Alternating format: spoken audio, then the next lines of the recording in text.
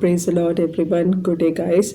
So, yesterday we saw in part 1 Isaiah 59:1, right? So, today we are going to see the verses Isaiah 1:18. So, let us see like what Bible gives us the God word of Isaiah 1:18. Come now, let us settle the matter, says the Lord. Though your sins are like scarlet, they shall be as white as snow. Though they are red as crimson, they shall be like wool. So this is the verse in 118, Isaiah 118. So already I told you Isaiah 118 is a God invitation for forgiveness. Yes, God is inviting you, no matter what sins or what mistake you're committing. He doesn't turn his face or he doesn't pushes you away. What he is doing is he is lovingly calling you, because his only desire is to give you a new beginning, restore and forgive. So let me take you through each and every word in the Bible verse.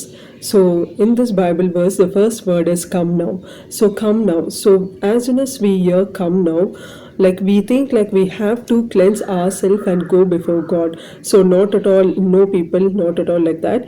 So it is like God is not only calling the perfect people, he is calling everyone. He just needs your humble and repentant heart.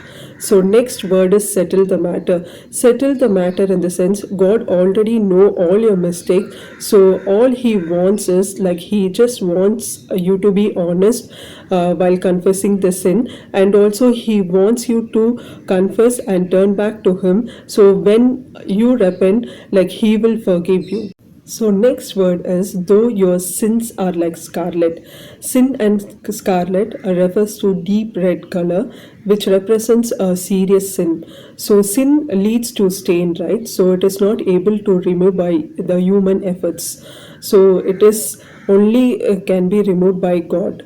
So next one is they shall be as white as snow. They shall be white as snow in the sense only Jesus can wash away our sins through his blood, and he has completely washed away on the crucifixion. He has shed the blood. So when we trust him, he completely gives us a new heart and new life. I hope everything was clearly explained to you. So now we can see the wonderful example of prodigal son. Prodigal son in the sense like he wasted the money and also he spent the money freely. But according to the Bible verse, it is mentioned as a parable of two sons. So where we can see is Luke chapter 15 and the Bible verse from 11 to 24 we can see. So what happened here is a man is having a two son. So in the two sons, the younger son wanted the property to be divided among the elder and the younger. So he asked the father to give his property. So he took all his belongings and all his property, whatever was there. So he took it and he stayed far away from his father, and he spent all the money by living a sinful life, and also he wasted the money. At last, like he was not having anything. So he realized then, and he also used that word like I had sinned against the heaven, and also I have sinned against my father. So he got repentant and he went again in search of the father. And when father saw him, he did not turn his face or he did not reject him. He accepted him, and in fact, like what he did was like he wanted to celebrate as a fest, and also he tells like the party begins, and he tells around the people as my son was lost and he has found now, and also he was dead but he has got a new life. He uses this word. So when the son sees the father, he tells that I have sinned against you and also the heaven. But the father is not at all worried about that. He did not rejected him, but in spite what he did is like so the moral of story is this is how exactly the God welcomes every sinner who truly repents.